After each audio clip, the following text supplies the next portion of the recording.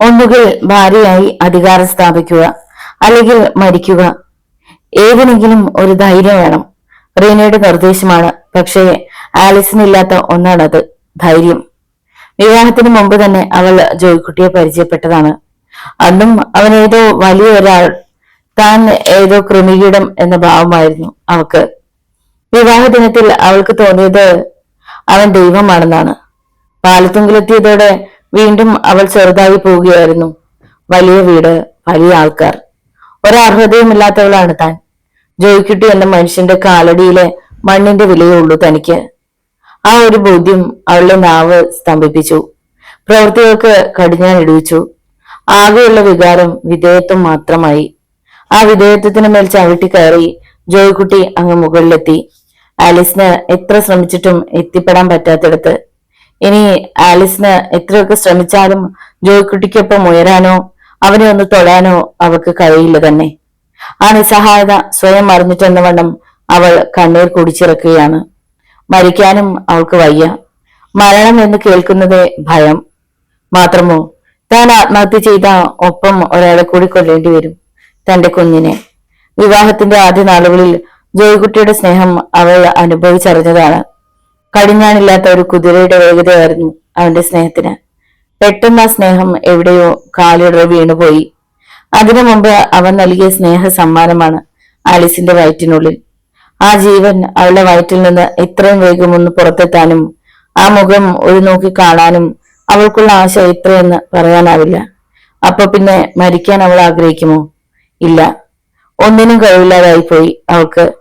വെറുതെ സ്നേഹിക്കാൻ അറിയാം, എന്തും അനുസരിക്കാനും. ഒരു നല്ല ഭാര്യയായിരിക്കാൻ അവൾക്കറിയാം. അവനും അനുഭവമുണ്ട്. പക്ഷെ അവനിലെ കാട്ടുപോത്തിന്റെ ക്രൗര്യത്തിന് മുന്നിൽ അവൾ വെറും അടിമയായി പോവുകയാണ്.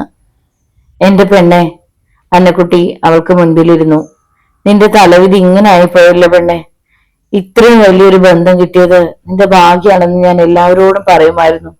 പക്ഷെങ്കിൽ ഇങ്ങനെ ആയിപ്പോയല്ലോ. ആലിസ് മിണ്ടിയില്ല. 19,000 രൂപ കൈ കിട്ടിയിട്ട് ഉപ്പും തവിടും ആക്കി കളഞ്ഞല്ലോ അവൻ. എത്ര നിസ്സാരമായിട്ട് അവൻ കണക്ക് പറഞ്ഞു കളഞ്ഞു. എന്റെ ഈശോയെ. ആലിസ് മൗനം. ഒരു രോഗിയായി പോയതിലും ജീവിതം ഇല്ലാതായി പോയതിലും ഞാൻ ഒത്തിരി സങ്കടപ്പെട്ടിരുന്നു.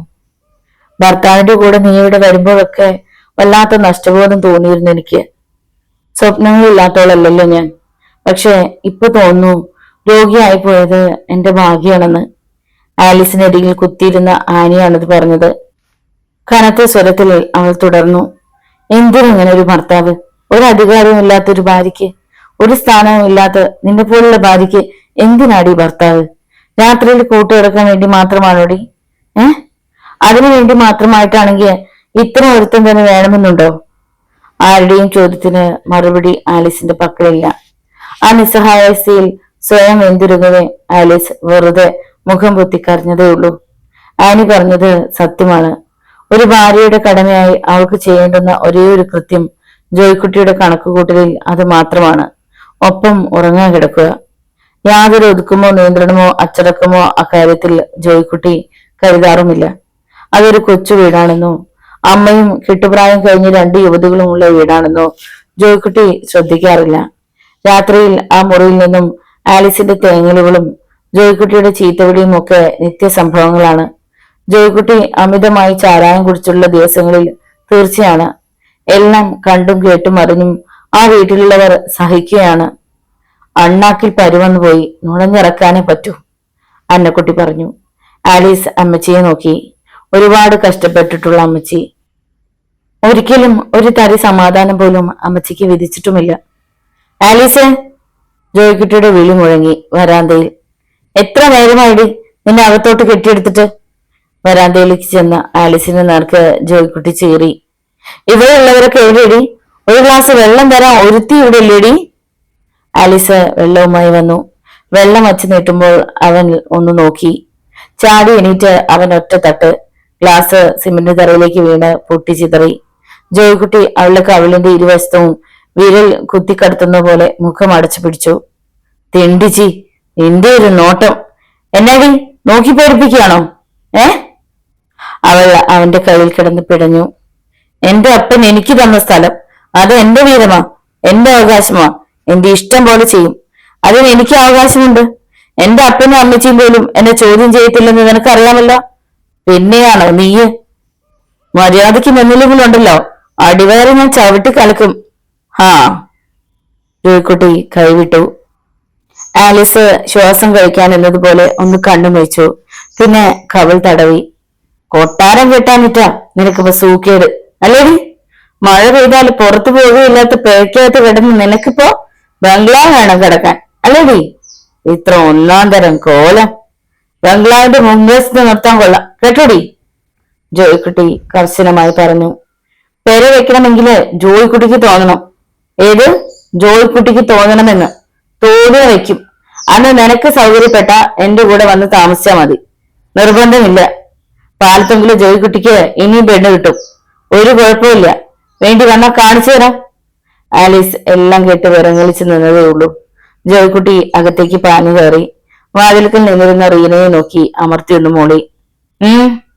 പിന്നെ പിന്നാമ്പുറത്തെ മുറിയിലെത്തി കിടന്നു. ഇടയ്ക്കിടെ കാറ് തുപ്പി. ആലീസ് താഴെ കുനിഞ്ഞിരുന്ന് ഗ്ലാസിന്റെ പൊട്ടിയ മുറികൾ പെറുക്കി നന്നായി തുടച്ചു. ബംഗ്ലാവ് ചോർന്നൊലിക്കുന്ന പുര. അവൾക്ക് ചിരിക്കാൻ തോന്നിപ്പോയി. ബംഗ്ലാവിൽ താമസിക്കാൻ യോഗ്യതയില്ലാത്തതാണ് ആലിസ്. അതുകൊണ്ടാണ് ബംഗ്ലാവ് പണിയാത്തതെന്ന്. പണി ചെയ്താലോ? അതിനുള്ളിൽ താമസിക്കണമെങ്കിൽ പാലത്തിന്റെ ജോയിക്കുട്ടി വേറെ കിട്ടുമെന്ന്. ആലിസ് വയറിന്മേൽ ഒന്ന് കൈ അമർത്തി പിടിച്ചു. പിന്നെ ഭിത്തിയിൽ ചാരി അങ്ങനെ നിന്നു. എല്ലാവരും കിടന്നു കഴിഞ്ഞപ്പോഴും പിന്നാമ്പുറത്തെ ആ മുറിയിൽ നിന്ന് ഭർസനങ്ങൾ കേട്ടു. അസഭ്യവർഷം കേട്ടു. ഇറങ്ങടി, എടി താഴെ ഇറങ്ങിക്കിടക്കാൻ. ജോയിക്കുട്ടിയുടെ ഉയർന്ന സ്വരം അന്നക്കുട്ടിയും ആനയും റീനയും കേട്ടു. അവസാനം ഇതും കേട്ടു. താഴെ കിടന്നാ മതി. കട്ടിലെ കിടന്നാലേ സുഖം കൂടും. നീ അങ്ങനെ സൂഹിക്കണ്ട. അന്നക്കുട്ടി ചെവി പൊത്തിപ്പിടിച്ചു. ഇറങ്ങിപ്പോടാ എന്ന് പറയാൻ പറ്റാത്ത നിലയിലായിപ്പോയല്ലോ. എന്റെ കർത്താവെ, പെണ്ണാണെങ്കിൽ വയറ്റുകണ്ണി. അല്ലെങ്കിൽ തന്നെ വീടിന് വേണ്ടി അവൻ കുറെ കാശ് മുടക്കി. ഇറങ്ങിപ്പോളാന്ന് പറഞ്ഞ വെട്ടുകത്തി എടുക്കാനും മടിക്കാത്ത കാലനാണവൻ. അന്നക്കുട്ടിക്ക് അവനെ ഭയമായി തുടങ്ങി. പിറ്റേന്ന് രാവിലെ സൂക്ഷിച്ചു വെച്ചിരുന്ന മിന്നെടുത്ത് മാലയിൽ കോർത്ത് ആലിസ് ഇട്ടു.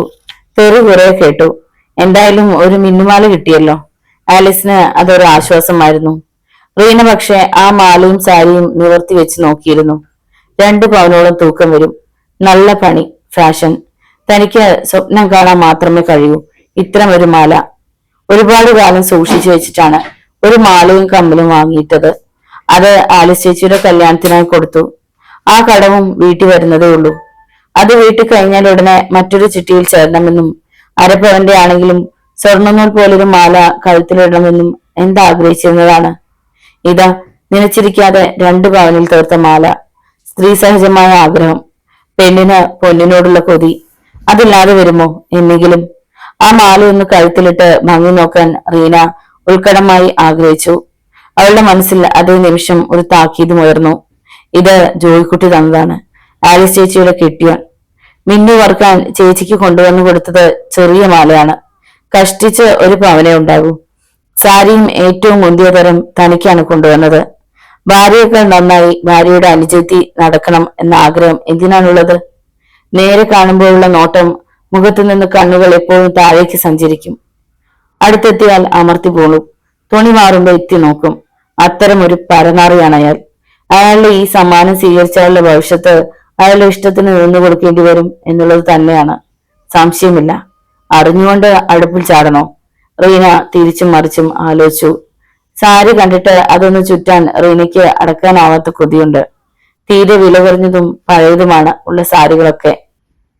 കയ്യിൽ കിട്ടിയ കനകമാണോ സാരി അവൾക്ക്? അത് സ്വീകരിക്കാതിരിക്കാൻ മനസ്സ് സമ്മതിക്കുന്നില്ല. തന്നെയുമല്ല, തിരിച്ചു കൊടുക്കുന്നത് എങ്ങനെ? കൊടുത്ത അയാൾ ഇവിടെ ഭൂകമ്പം ഉണ്ടാക്കും, തീർച്ച. വ്യാഖ്യാനങ്ങൾ പലതായിരിക്കും. അമ്മച്ചിയോട് എന്തു പറയും? ആനച്ചേച്ചിയോട് എന്തു പറയും? ഒടുവിൽ റീന അത് രണ്ടും ധരിക്കാൻ തന്നെ തീരുമാനിച്ചു. അയാളെ നേരിടണം, അതിനുള്ള കരുതലും ഉണ്ടായിരിക്കണം. അങ്ങനെ ഒരു തീരുമാനവും എടുത്തു. പിറ്റേ ആഴ്ചത്തെ പള്ളിപ്പെരുന്നാളിന് റീന ആ സാരി ഞൊറിഞ്ഞെടുത്തു. മാലയും കഴുത്തിലിട്ടു. റീന മാത്രമല്ല, എല്ലാവരും പുതുവസ്ത്രങ്ങൾ ധരിച്ചാണ് പള്ളിയിൽ പോയത്. ഒറ്റയ്ക്ക് കണ്ടപ്പോ ജോയിക്കുട്ടി കിട്ടിയ തക്കത്തിന് പതിയെ പറഞ്ഞു, ഇപ്പോ റീനെ കണ്ടാൽ ആര് കുത്തിപ്പറിക്കും. അത്രയ്ക്ക് നിറം, ഭംഗി, ആപ്പിള് പോലെ, ചുവന്നൊരു ആപ്പിള്. അവൾ തലവെട്ടി തിരിച്ചു കളഞ്ഞു. ജോയ്ക്കുട്ടി ഊറിച്ചിരിച്ചു. പെരുന്നാൾ പ്രമാണിച്ച് ജോയ്ക്കുട്ടി ഇറച്ചിയും മീനും ധാരാളം മേടിച്ചുകൊണ്ട് വന്നിരുന്നു. ഒക്കെ പാകപ്പെടുത്തി വെച്ചിട്ടാണ് എല്ലാവരും പള്ളിയിൽ പോയത്. സന്ധ്യയ്ക്ക് റാസ കഴിഞ്ഞ് എല്ലാവരും തിരിച്ചെത്തി. ജോയ്ക്കുട്ടി വന്നത് കൂട്ടുകാരുമായിട്ടാണ്. കീഴ്ത്താമസത്തിന്റെ പേര് പറഞ്ഞ് കൂത്താടിയ രംഗം അന്നക്കുട്ടി ഓർത്തു. അവരുടെ മനസ്സ് വല്ലാതെ നൊന്തുപടഞ്ഞു. അമ്മച്ചി, ചോറ് വിളമ്പ്, ഇവർക്കും എടുത്തോ. ഒരു മുന്നറിയിപ്പും കൂടാതെയാണ് 4-5 കൂട്ടുകാരുമായി വന്നിട്ട് വിളമ്പാൻ പറയുന്നത്. അന്നക്കുട്ടി പെൺമക്കളെ നോക്കി. അവർ തിരിച്ചും. നോക്കാനല്ലാതെ എന്തിനു കഴിയും? ആഹാരം വിളമ്പി വരാന്തയിൽ എത്തിച്ചു. ആനി ചേച്ചി എന്തിയെ? റീന എന്തിയെ? ഇതൊന്ന് വിളമ്പിക്കേ. അവർക്ക് എന്തിയെ? ജോയ്ക്കുട്ടി ഉത്സാഹത്തോടെ വിളിച്ചു. വിളമ്പാൻ അവരും എത്തി. കള്ളും ചാരാവും ഉള്ളിൽ കിടക്കുന്നവരുടെ കണ്ണുകൾ അവരെ കുത്തിപ്പറിച്ചു. ജോയ്ക്കുട്ടി വീണ്ടും കുപ്പി തുറന്നു. ഗ്ലാസുകൾ നിറച്ചു. കുടിക്കടാ, കുടിക്ക്. പോരെന്ന് ആരും പറയരുത്, കിട്ടിയില്ലാന്ന് ആരും പറയരുത്. ഇതെന്റെ വീടാ. എന്റെ ഭാര്യയും അവളുടെ അനിയത്തിയും ചേട്ടത്തിയും അമ്മച്ചിയും ഒക്കെയാ ഇവിടെ ഉള്ളത്. എല്ലാവരും എനിക്ക് ഒരുപോലെയാ, ഒരുപോലെ സ്വന്തമാ. അറിയാവോ? അതുകൊണ്ട് ഒന്നും വിചാരിക്കാണ്ട് അടിച്ചോ, മതിയാവോളം അടിച്ചോ. ജോയ്ക്കുട്ടി ഉച്ചത്തിൽ ചിരിച്ചു. മറ്റുള്ളവർ കൂടെ ചിരിച്ചു. അട്ടഹസിക്കുന്നത് പോലെയുള്ള ചിരി 4 ഭാഗത്തേക്കും തെറിച്ചു. ജോയ്ക്കുട്ടിയുടെ ഇലയിൽ വിളമ്പാൻ ചെന്ന ആലിസിനെ നോക്കി അവൻ ചീറി. ഫാ, മേലാത്തോട് പോയി ഒരിടത്ത് അടങ്ങി ഒതുങ്ങിയിരിക്കടി. വയറും താങ്ങിക്കൊണ്ട് വന്നേക്കുന്നു. ആകാവുന്ന ആളുമാർ ഇവിടെ ഉണ്ടല്ലോ. ആലിസ് പിൻവാങ്ങി. വിളമ്പുന്ന റീനെ അവന്റെ കണ്ണുകൾ കോരി കുടിക്കുന്നത് ആലിസ് അറിഞ്ഞു. അവളുടെ ഹൃദയം മുറിഞ്ഞു കയറുകയാണ്. അതിനിടയിൽ പെട്ടെന്നായിരുന്നു അത്. റീനയുടെ കയ്യിൽ ഇരിക്കുന്നതിൽ ഒരുവൻ കടന്നു പിടിച്ചു. എടാ! ജോയ്ക്കുട്ടി അലർച്ചയോടെ ചാടി എണീറ്റു.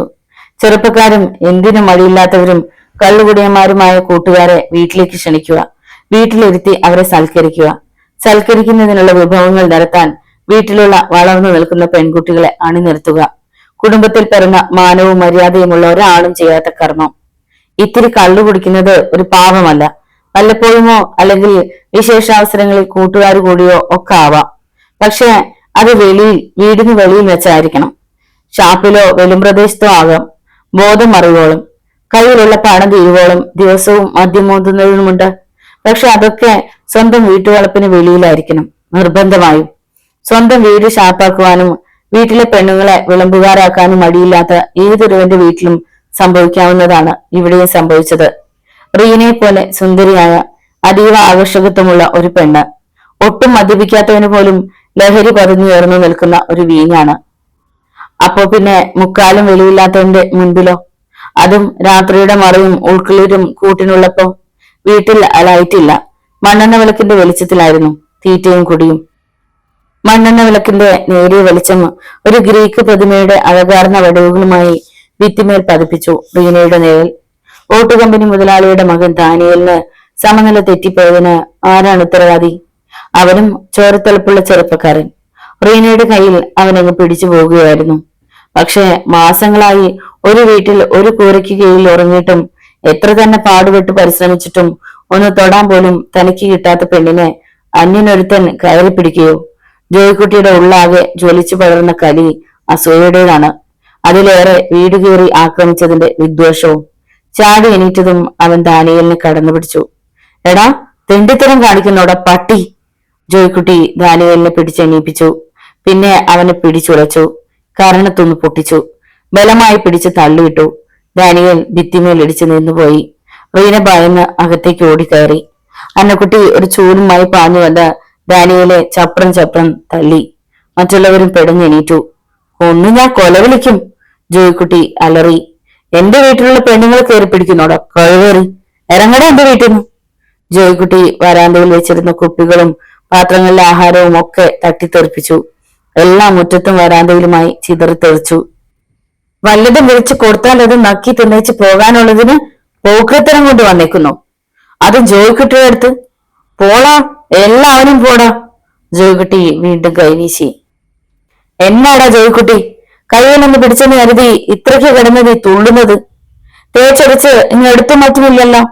ഒരുക്കുള്ളവളുമാരെ പെരക്കകത്തിട്ട് കഥ കിടക്കണമേടാ. നീ എന്തിനാ പ്രദർശിപ്പിച്ചത്? പ്രദർശന വസ്തുക്കൾ തട്ടും തോണ്ടിയും വേണ്ടി വന്നാൽ എടുത്തു നോക്കാവിടാ. കൊപ്പറക്കാരൻ തോമ ജോയ്ക്കുട്ടിക്ക് നേരെ തിരിഞ്ഞു. ഒന്ന് തൊട്ടെന്ന് കരുതി ദാനിയലിന്റെ മെക്കിട്ട് കയറാനും മാത്രമുണ്ടോ? വീണ്ടും വന്നാൽ എടുത്തു നോക്കും അല്ലടാ.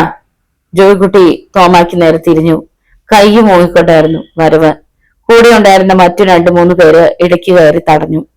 ജോയ്ക്കുട്ടി, അത്രയ്ക്കൊന്നും വേണ്ട. വിളിച്ചു വരുത്തി നീ നന്നായിട്ട് സൽക്കരിച്ചു. കൊള്ളാം. ദാനിയലിനെ തല്ലിയല്ലോ നീ. മതി, എല്ലാവരും തല്ലിയേക്കാമെന്നുള്ള പൂതി മനസ്സിൽ വെച്ചാ മതി. ഞങ്ങള് പോകുന്നു.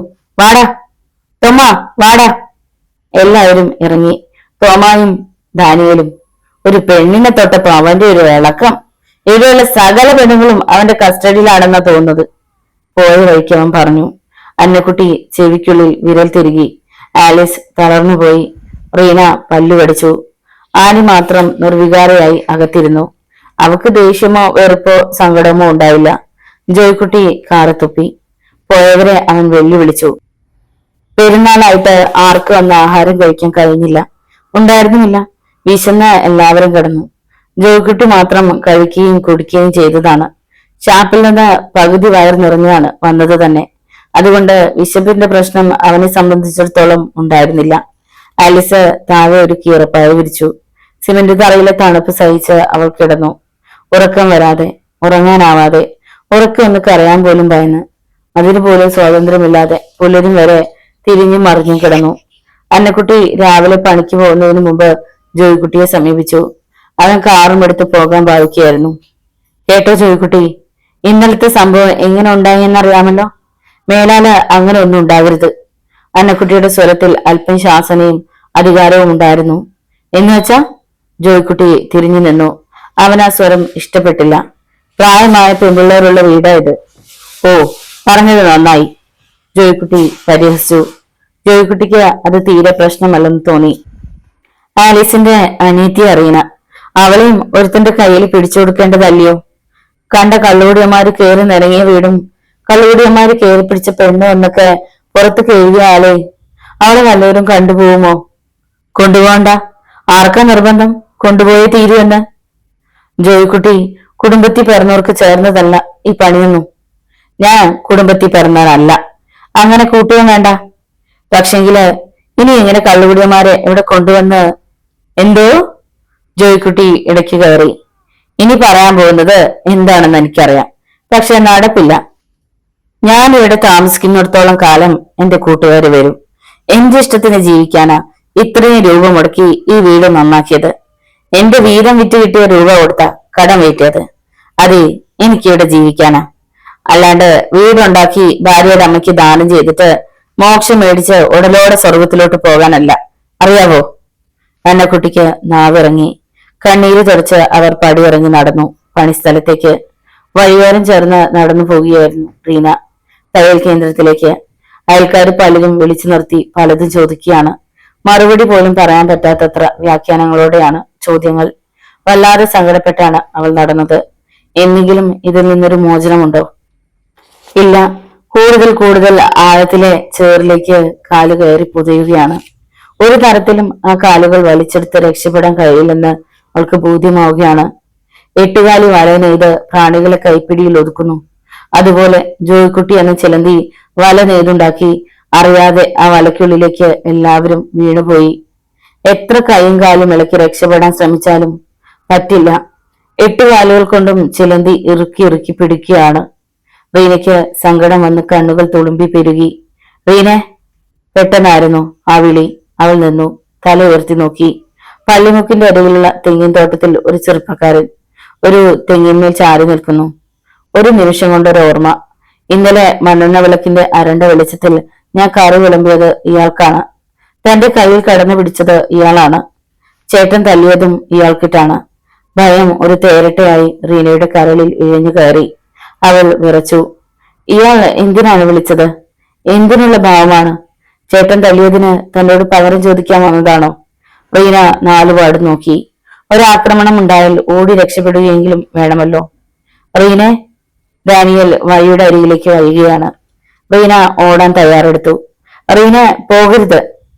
ഡാനിയലിന്റെ സ്വരത്തിൽ അപേക്ഷ ഉണ്ടായിരുന്നു. ആ സ്വരം അവളെ പിടിച്ചു നിർത്തി. ഇന്നലെ മനഃപൂർവ്വം സംഭവിച്ചതല്ല അത്. ഞാൻ പോലും അറിയാതെ സാഹചര്യം കൊണ്ട് അതൊന്ന് റീനയോട് പറയണം തോന്നി. റീന മുഖമുയർത്തി ഒന്ന് നോക്കി.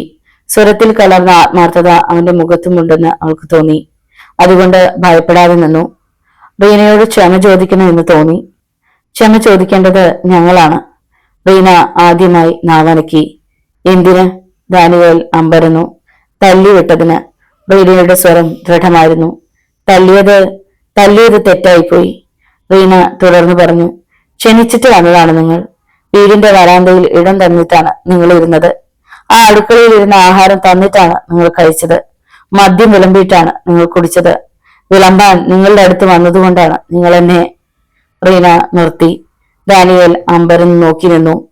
ഇതിൽ നിങ്ങളുടെ ഭാഗത്ത് ചെറിയ തെറ്റുപോലുമില്ല. ഉണ്ടോ? ദാനിയേലിന് മറുപടിയില്ല. രാത്രിയായാലും പകലായാലും ആരൊക്കെ വന്നാലും അവർക്ക് മുൻപിൽ കള്ളും കറിയും വിളമ്പാൻ വിധിക്കപ്പെട്ട ചില പെണ്ണുങ്ങൾ ഷാപ്പുകളിലുണ്ട്. അവരെ തൊട്ടും പിടിച്ചും തോളിൽ തട്ടിയും പരിചയമുള്ളവരായി നിങ്ങൾ. അതേപോലെ കള്ളും കറിയും വിളമ്പുന്ന ഒരു പെണ്ണിനെ അടുത്ത് കിട്ടിയപ്പോ നിങ്ങൾ തൊട്ടു. അത് തെറ്റല്ല. കാരണം ഞങ്ങളുടെ വീടിപ്പോ ഷാപ്പാണ്. ഞങ്ങൾ വിളമ്പുകാരി പെണ്ണുങ്ങളും. ആർക്കും വരാം, അവിടെ ഇരുന്ന് കുടിക്കാം, ഞങ്ങളെ തൊടാം. വരുന്നവരുടെ അവകാശമായി അത് അംഗീകരിക്കപ്പെടാൻ ഇനി അധിക നാളില്ല. ഒരു വിങ്ങിപ്പൊട്ടൽ. റീന അതിവേഗം അവിടെ നിന്ന് ഓടുകയായിരുന്നു. റീനയ്ക്കൊരു വിവാഹാലോചന. ഒരു മൂന്നാമൻ മുഖേനയാണ് ആലോചന. വഴിപ്പണിക്കെത്തിയ അന്നക്കുട്ടിയുടെ അടുത്ത് മൂന്നാമൻ കുര്യച്ചനെത്തി. കുട്ടയിൽ കയറ്റിയ മെറ്റൽ ചുമന്ന് വഴിയിൽ തളിച്ചിരിക്കുന്ന ഒരുകിയ ടാറിന് മുകളിൽ കുടഞ്ഞു വിരിക്കുകയാണ് അന്നക്കുട്ടിയും കൂട്ടരും. അതിനിടയിലാണ് കുര്യച്ചൻ വിളിച്ചത്. കുര്യച്ചൻ മൂന്നാമനാണെന്ന് അന്നക്കുട്ടിക്ക് അറിയാം. അന്നക്കുട്ടിയോട് ഒരു കാര്യം പറയാനാ ഞാൻ വന്നത്. എന്നാ കുര്യൻ ചേട്ട കാര്യം? കറിയാക്ക് കുറവുണ്ടോ? അന്നക്കുട്ടിയുടെ മുഖം മങ്ങി. എന്നാ പറയാനാ കുര്യച്ചൻ ചേട്ടാ? പിതാവ് ഓരോന്ന് നിശ്ചയിക്കുന്നു. നമ്മളെ അനുസരിക്കാൻ വിധിക്കപ്പെട്ടവര്. അങ്ങേര് സുഖമായിട്ട് ഇരിക്കായിരുന്നെങ്കിൽ അന്നക്കുട്ടിക്ക് മെറ്റല് ചമക്കാൻ ഒരിക്കലും വഴിയിലെത്തേണ്ട ഗതികേട് ഉണ്ടാകത്തില്ലായിരുന്നു. എന്റെ വീട്ടില് കൂലിപ്പണിക്ക് പോകുന്നവരാരുമില്ല. എന്റെ അനിയത്തിമാരൊക്കെ എത്ര സുഖമായിട്ടാ കഴിയുന്നതെന്ന് അറിയാവോ? എനിക്ക് മാത്രം വിധി മറിച്ചായിപ്പോയി. ഒക്കെ മാറും അന്നക്കുട്ടി. ഒരു ദുഃഖത്തിന് ഒരു സുഖം കാണാണ്ടിരിക്കുമോ? ഓ, ഇനി എന്തോന്ന് സുഖം? എന്നാ പള്ളിയിലോട്ട് എടുക്കണമെന്ന് നോക്കിയിരിക്കുക ഞാൻ. അത് പറയാനാ ഞാൻ വന്നത്. പള്ളിയിലോട്ട് എടുക്കാനോ? കുര്യച്ചൻ ചിരിച്ചുപോയി. ഞാൻ വിചാരിച്ച അത് വല്ലതും സാധിക്കൂ അന്നക്കുട്ടി. എന്നാ ഞാൻ ആരായിരുന്നു? അതൊക്കെ ദൈവം വിചാരിക്കണം. നമ്മൾ ഓരോന്ന് തീരുമാനിക്കുന്നു, നമ്മളെ അനുസരിക്കുകയും അനുഭവിക്കുകയും ചെയ്യുന്നു. അല്ലാണ്ട് എന്താ? അല്ലെങ്കിൽ പിന്നെ കറിയാക്കി ഈ ഗതി വരണോ? ഇപ്പോ ഭ്രാന്താശുപത്രിയിലാ അല്ലയോ? ആ. അന്നക്കുട്ടിയുടെ കണ്ണു നിറഞ്ഞു. സുഖാവൂ അന്നക്കുട്ടി. അതാ കുര്യൻ ചേട്ടാ എന്റെ പ്രാർത്ഥന. അതല്ലേ പറ്റൂ. ഒരു ശവം മാതിരി ഞാനിങ്ങനെ ജീവിക്കുക. ഒന്നിനും ഒരുത്തനെ ഏൽപ്പിച്ചു. ഇനിയുമുണ്ട് 2 എണ്ണം. അതുങ്ങൾക്ക് വേണ്ടി ഇങ്ങനെ ജീവൻ പിടിച്ചു നിർത്തിയിരിക്കുക. അല്ലാണ്ട് പറ്റുമോ? ആ, അത് പറയാനാ ഞാൻ വന്നത്. ഏത് പറയാൻ? അയ്യോ, ആ കോൺട്രാക്ടർ എങ്ങാനും വന്ന തലയിൽ തീ കോരിയിടും. ഞാൻ എന്റെ സങ്കടം പറഞ്ഞുകൊണ്ട് നിൽക്കുകയും ചെയ്തു. കുര്യൻചേട്ടൻ വന്ന കാര്യം പറ. അന്നക്കുട്ടി ബോധവതിയായി.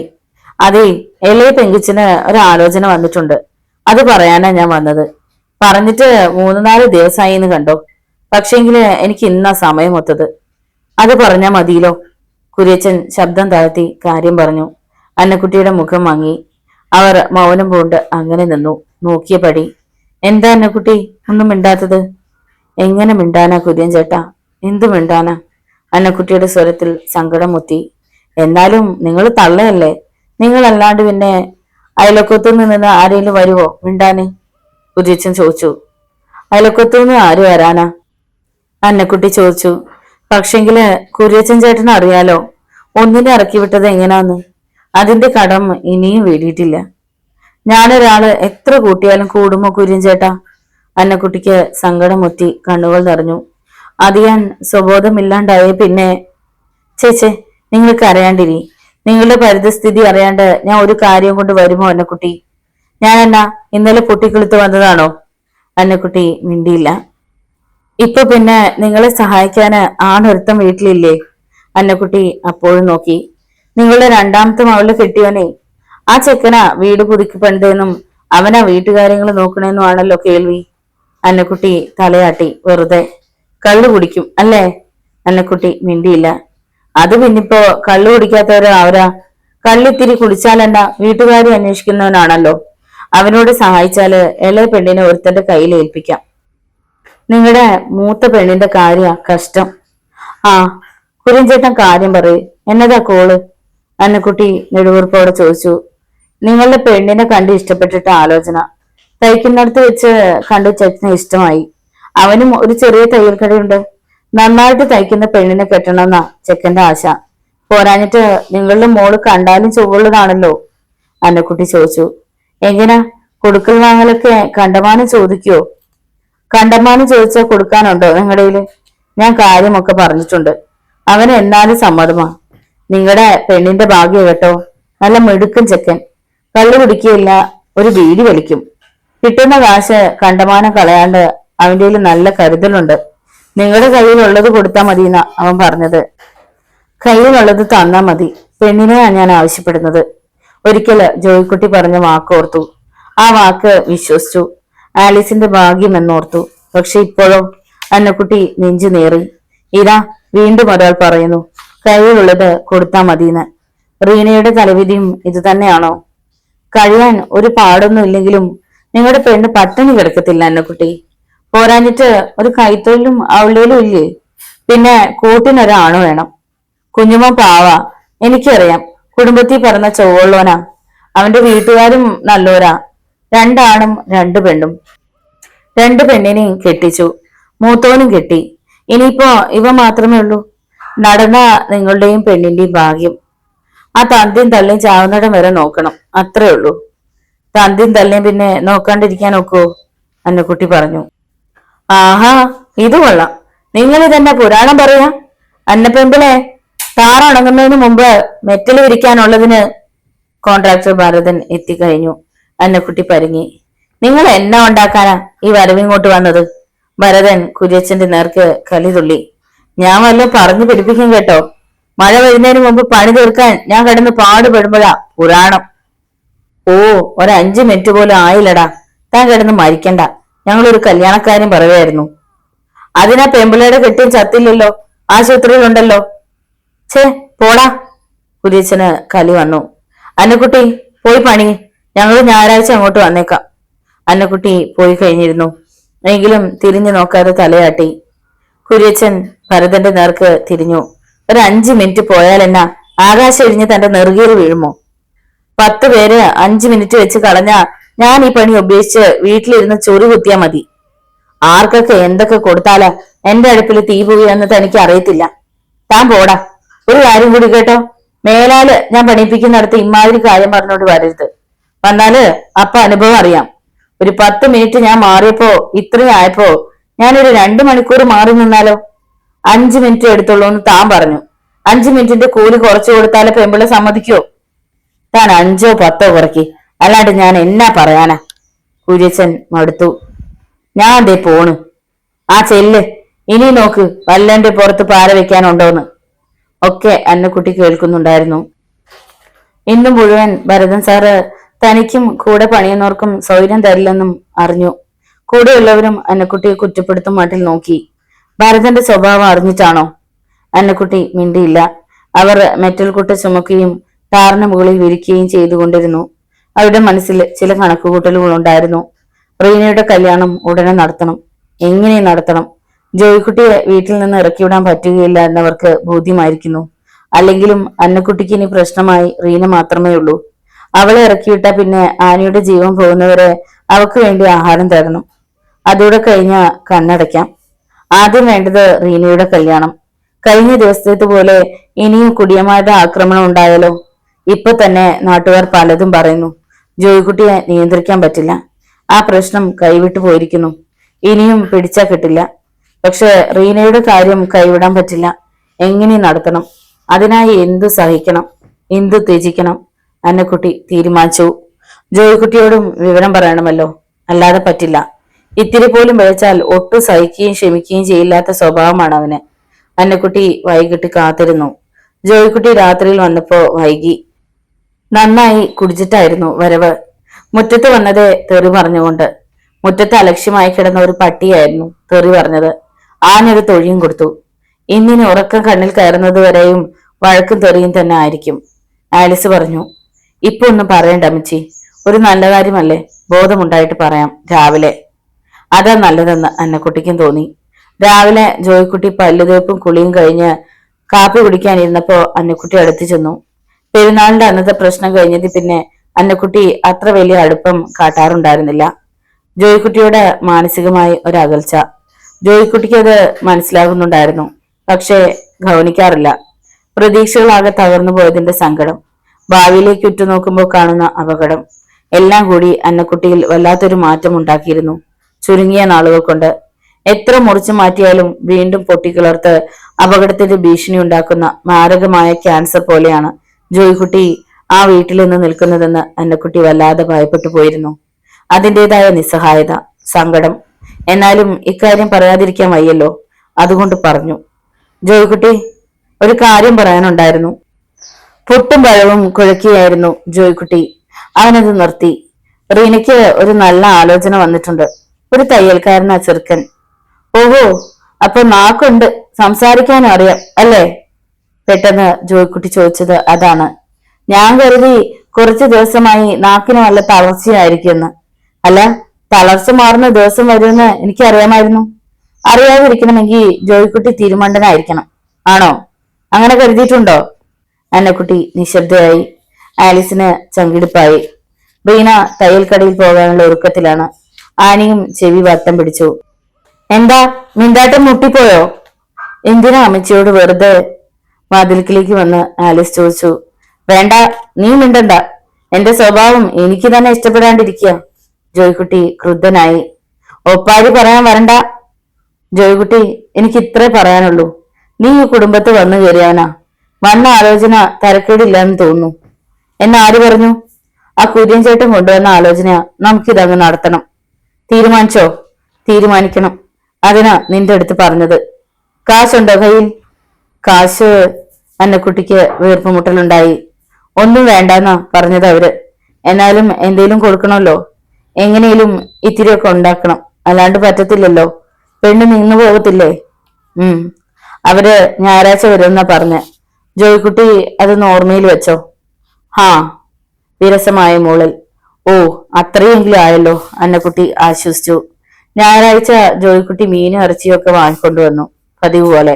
പെണ്ണുങ്ങൾ അത് പാകപ്പെടുത്തുന്ന തിരക്കിലായി. ജോയ്ക്കുട്ടി വീണ്ടും പോയി. 11 മണിയായി കാണും. മുറ്റത്ത് കാറിന്റെ ശബ്ദം. പെണ്ണുങ്ങൾ ആകാംക്ഷയോടെ എത്തി നോക്കി. അന്നക്കുട്ടിയുടെ ചങ്ക് കത്തിപ്പോയി. വന്നത് ജോയ്ക്കുട്ടിയുടെ കൂട്ടുകാരാണ്. വരാന്തയിൽ അവർ വട്ടമിട്ടിരിക്കുന്നു. നടുവിൽ കുപ്പികൾ. ആലിസിന് തലകറക്കമുണ്ടായി. നോവലിന്റെ തുടർന്നുള്ള ഭാഗങ്ങൾ കേൾക്കുന്നതിന് വേണ്ടി ചാനൽ സബ്സ്ക്രൈബ് ചെയ്യുക. നിങ്ങളുടെ വിലയേറിയ അഭിപ്രായങ്ങളും നിർദ്ദേശങ്ങളും കമന്റ് ബോക്സിൽ രേഖപ്പെടുത്തുക. വീഡിയോ ഇഷ്ടമായാൽ ഒന്ന് ലൈക്ക് ചെയ്ത മറ്റു സുഹൃത്തുക്കൾക്ക് കൂടി ഷെയർ ചെയ്ത് നൽകുക. വീണ്ടും കാണാം. നന്ദി.